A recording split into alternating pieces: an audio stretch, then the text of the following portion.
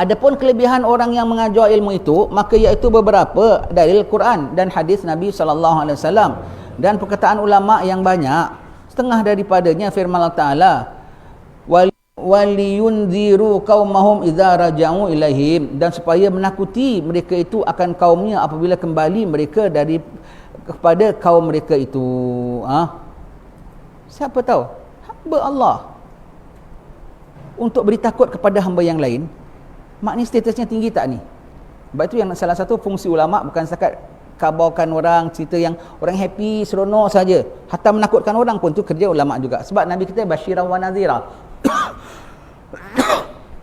Lantaran ayat ini, surah At-Taubah ayat 120, Syekh Arsyad Al-Banjari tidak turun perang di Fatani. Maka perang Fatani, Siam nak menyerang, maka Syekh Daud Fatani serukan, semua ulama Fatani serukan, maka ulama Nusantara semua turun, termasuk Syekh Abdul Samad Al-Falimbani sampai gugur syahid di Palembang. Syekh Arsyad Al-Banjari nak turun, tapi dia tengok ayat ni, dia bilang aku tak turun, aku jaga umat. Jadi apabila balik lepas settle perang, masih ada pusat-pusat pengajian, masih ada ulama-ulama yang pegang lagi, maka tak turun perang.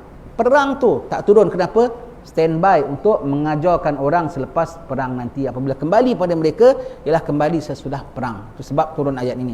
Jadi ketika perang, mesti ada beberapa sahabat yang tetap tak pergi perang. Khususnya kalau Nabi tak pergi, dia duduk terus belajar dengan Nabi. Yang perang pergi perang, yang duduk belajar dengan Nabi. Dan untuk apa? Untuk mereka mengajarkan kepada lain, memberi amaran kepada yang lain, memberi peringatan kepada lain. Takkah tugasnya itu besar? Memberi peringatan bagi yang lain. Kalau sampai dia boleh membuat orang takut pada Allah Ta'ala, agaknya dianya takut ke tidak? Istimewa orang-orang yang mengajar, memberi orang takut kepada Allah, ya. Dan berkata Imam Al-Ghazali rahimahullah ta'ala di dalam Ihya Ulumuddin, dan murad yang dikendaki dalam ayat itu iaitu mengajar ilmu dan menunjukkan akan jalan akhirat, ya. Mengajar, menakutkan itu mengajar ilmu, menunjukkan jalan akhirat, ya.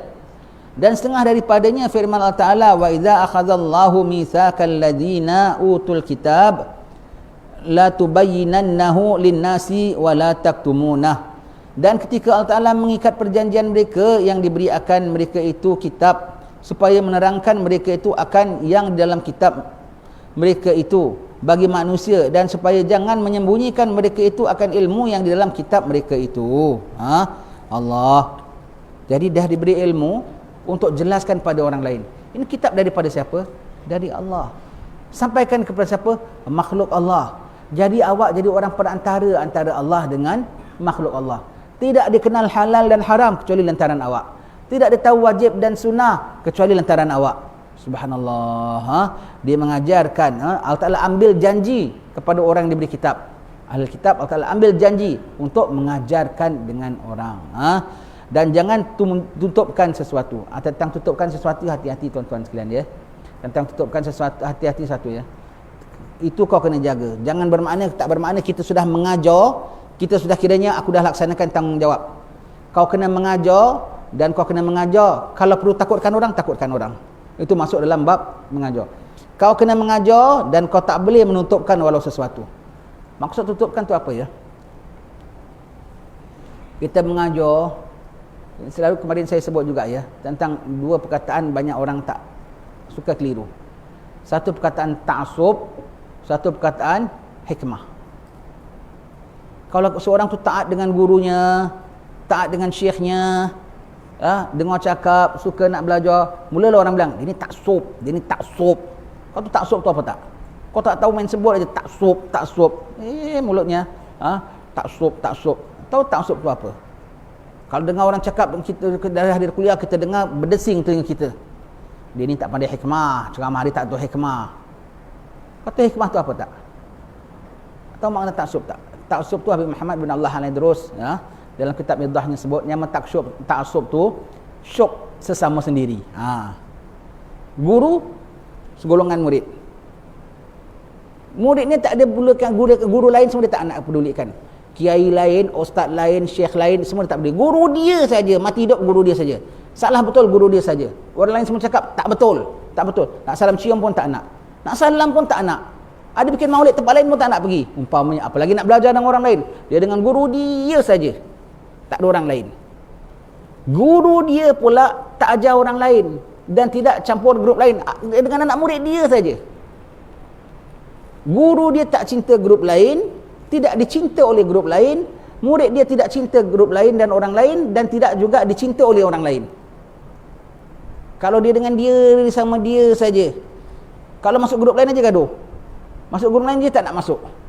Kiai lain semua tak betul. Ustaz lain semua tak betul. Dia dengan guru dia, murid dengan dia. Dan guru dia, kiai lain pun tak kenal. Kiai lain pun tak minat guru dia. Tak kenal pun siapa. Hanya dia unknown. Tak diketahui pun. Unknown.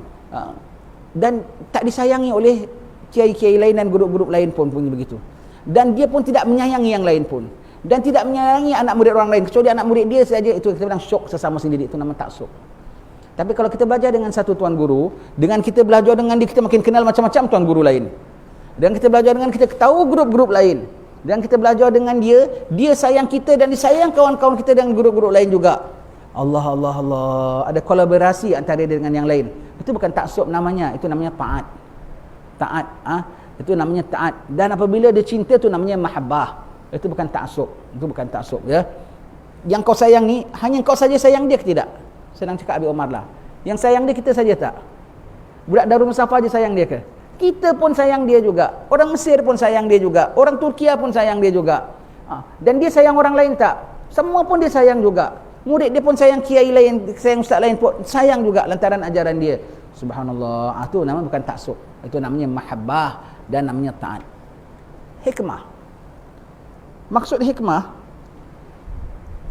asal orang mengajar ada cakapnya pedas sikit ke gitu, dia ni tak ada hikmah. Jadi maksud kau punya hikmah ialah orang kena mengajar kau yang kau suka, yang kau sedap aja ya.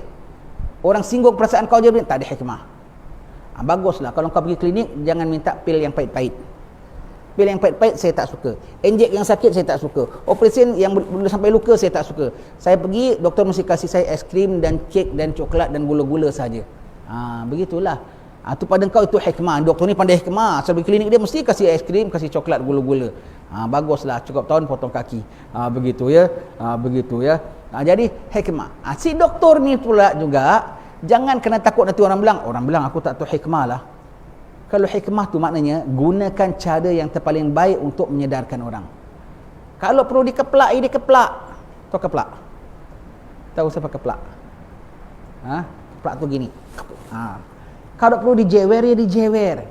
Jewer tu, kalau piat tu setakat gini, jewer tu tarik gitu ya. Kalau takdirlah orang mengajar kita sampai dia keplak kita ke, dia jewer kita ke, dan itulah yang diperlukan untuk kita, dia bukan ganas. Bahkan itulah hikmah namanya. Pasal aku ni teruk sangat. Tak dibuat gitu aku tak faham. Contoh Imam Ghazali sebut dalam kitab Ayyuhal Walad ya. Kau dalam dakwah, kau tengok dalam situasi biasa-biasa memanglah lembut, saudara-saudara, takkan dengan cara aja, tuan-tuan, jangan begitu. Ini ustaznya dah tak betul pula je ya. Tengok situasi, kalau kau nak kejutkan orang, rumah terbakar ataupun bah dah naik, kau ketukkan pintu, Pak Mat. Assalamualaikum. Pak Mat apa khabar? Pak Mat jangan marah ya Pak Mat. Pak Mat oi, Pak Mat ni pula tempe tak dengar. Allah. Agak-agaknya kau gegar tak rumah dia. Pak Mat, kau pecahkan tak? Kau pecahkan. Kau pikul dia bawa keluar tak? Saya tak boleh jalan, kaki saya gaut umpamanya ya. Umpamanya. Kau angkat dia tak? Kau angkat dia juga. Begitu. Sampai kadang-kadang ketika angkat dia, buat kaki dia terseliur pun tak apa. Tetapi lepas tu, tapi nyawa dia selamat tak? Dia terbakar tak? Dia hanyut banjir tak? Itu menggunakan hikmah namanya. Kalau ustaznya pula mengajar, tengok wala taktumunah, jangan tutup ilmu. Kalau dia hajar, dia tidak tampil kecuali cakap yang orang suka, yang orang seronok, yang orang syok aja. Tapi yang apa pedih cakapnya, kadang-kadang ceramah kan pedas kan. Kadang-kadang pedih orang dengar, kadang-kadang sakit orang dengar, dia tak nak, termasuk dia menyembunyikan. Macam ulama Nasrani semua tu, kalau cakap semua tu semua, apa Tuhan sayang anda, syurga menanti anda, malaikat-malaikat mencintai anda. Malaikat mana cinta dia? Allah semuanya. Begitu ya. Itu semua, itu sekiranya dah kira menyembunyikan. Patut diwaning-waning. Kena seksa-seksa. Kena neraka-neraka. Tengok atas tu. Liun ziru, untuk memberi takut. Itu salah satu tugas pendakwah. Kalau patut diberi takut, iaitu diberi amaran, diberi peringatan ya. Kau hanya cakap beri berita gembira saja, kau kena menyembunyikan tau. dah kira menyembunyikan, ya. Baik. Kekasih kita Nabi Muhammad